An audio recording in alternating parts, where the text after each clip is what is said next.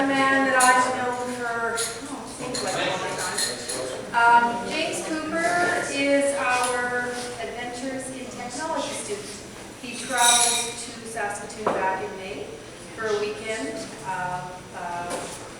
I guess. I think it was flooding there, so I think it was a little more adventure than they planned for. James is born and raised in Spruce Grove. He has worked in the library for the last 3.5 years. Prior to that, he volunteered there. That's how I got to know him. He just graduated from high school and is planning to attend NAIT in the fall, studying towards being a network administrator. So without further ado, I'd like to introduce James Cooper to you all.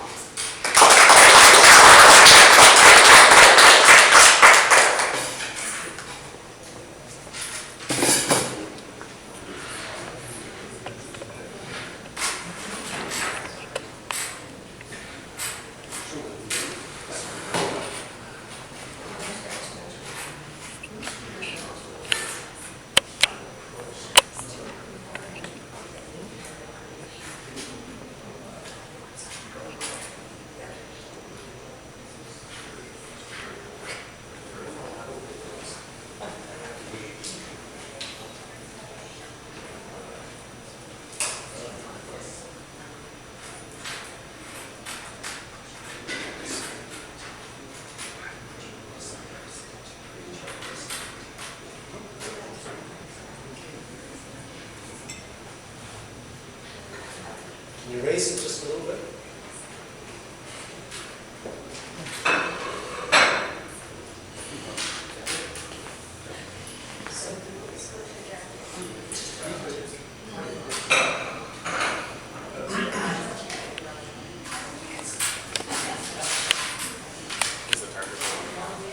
Well, first I'd like to say thank you everyone for picking me to be the one to go on this great program for a week. Definitely learned many things. We found out technology is not just computers, but can be very boring as well.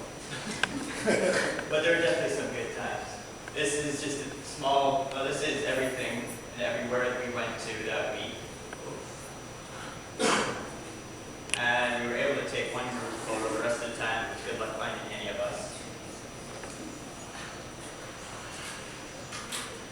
So on day one, we went to the SRC Geoanalytical Lab, which is basically just testing to see if Saskatoon does have a diamond mine. If it does, it'll be the second one in Canada. And right now, they're just on the testing of bronze bases. After that, we went to the food industry lab, where a lot of Saskatoon's homegrown food and homegrown products are produced there and made there. They'll come up with a few things there as well. Then after lunch, we went to the bioresources lab, and they kind of showed us, the seeds and if they're good that year, the crops are going to be strong. Really did a great job because they could work that all day long, so I think I can do that job. That would be fun. And then after that, we went to probably my favorite place. A lot of kids said the same thing. Was the CD Systems, and they specialize in space, really. From the Canada arm, they've helped build that to a couple of satellites that were so advanced. This was cool. The Americans wouldn't shoot it up for us because we don't have the power to do that. They ended up going to Russia, and Russia shot our satellite up for us. I don't know if that is the actual satellite. Finding actual fish online sometimes. And then on day two, we were able to go to Global TV in the morning, which was a lot of fun because they gave us a tour of the facility, and then we happened to be there when the morning show was just ending, so they let us go on. We were able to wave and scream with the credits as it was ending. After Global TV, we went to SciAS, and they basically gave us this tray of, it wasn't chemical, but it was just a tray of fluids, and everyone got their own tray. One was infected, we had to share with everyone, and at the end we had to figure out who the infected one was. No, we had no idea.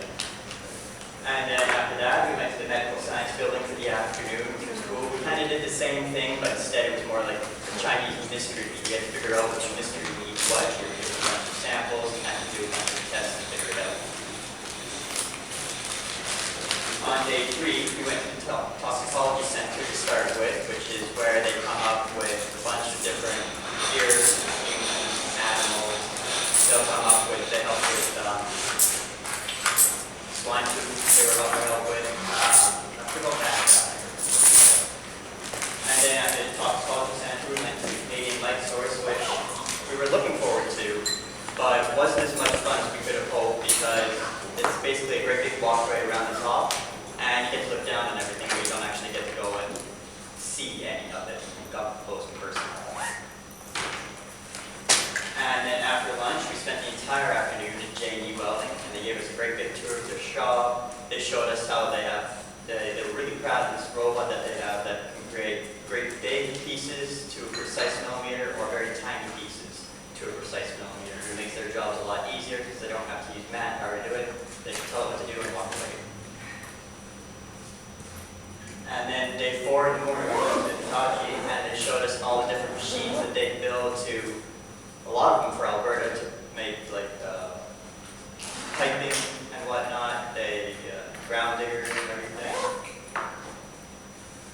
And then after Hitachi, we went to Standard Machinery, where they are really focused on making small parts for machines. They're very specialized in making gears, but they'll make a number of different parts to restore really old but cool machines. And then in the afternoon after that, we went to the Saskatoon Abilities Council, where that one was more interesting than we were expecting it to be. They let us build our own amputee leg. We didn't get to keep them, but we could build them. They let us mold the leg as well, and they had a 3D scanner that we were able to play around with. They let us scan ourselves and create 3D digital objects of ourselves. On day 5, we were able to go to Vito for another vaccine place. Now this place was this is the place actually, sorry, that did the swine flu. This place was a little more advanced. And they actually had some places where they said, if you hear, something weird, just go to the immediate exit or something. We had to get a whole lecture before we could go into the place. And then to wrap it up, we were able to go, and sadly I didn't get to stay there the whole time, but I got a very good feel of the Western Development Museum. And starting, let's say early 1900 to current modern day, just how technology has progressed through the years and how it's really been helping out mankind in every way. And again, I just want to say thank you for this opportunity. It was lots of fun, and I learned a lot more than I was expecting to when out.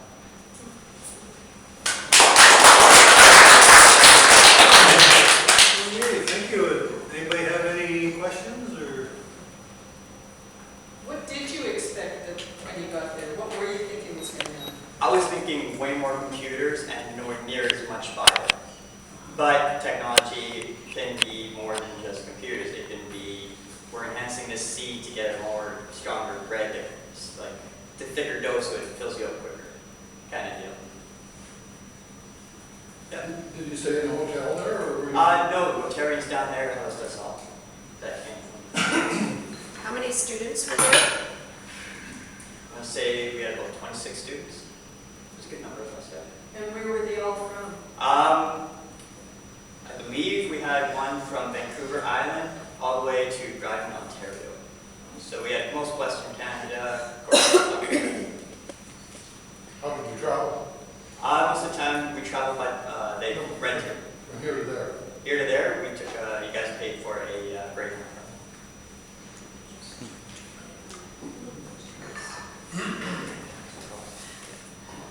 James, would you recommend that this is the first year that we sent a student to that particular adventures program? Would you recommend that the club continues with that? I would recommend it. It's a learning experience that they're not going to expect, but you learn a lot when you're there. I was surprised by what's going on in Saskatoon. Yes. There's a lot of Does it happen in Saskatoon every year? Or? Yeah, Saskatoon. Saskatoon is becoming more well-known for their technology, especially in e-learners. Is the equivalent in Alberta or not? Alberta's more known. We're more known. We have the technology, but we're more medical, whereas they're more bio. So farmer and whatnot. Did it make a difference in your plans for the future? I would say it was pretty, I knew what I wanted to do for the future. Like, I'm not a huge farmer kind of person, but it was interesting to know what all more, I guess, opportunities could arise. Like when I was at SED, I learned more about technology engineering, where a guy he says he stays in the shop all day, builds little devices until it does what he wants, and then he goes and puts it towards whatever project he's working on.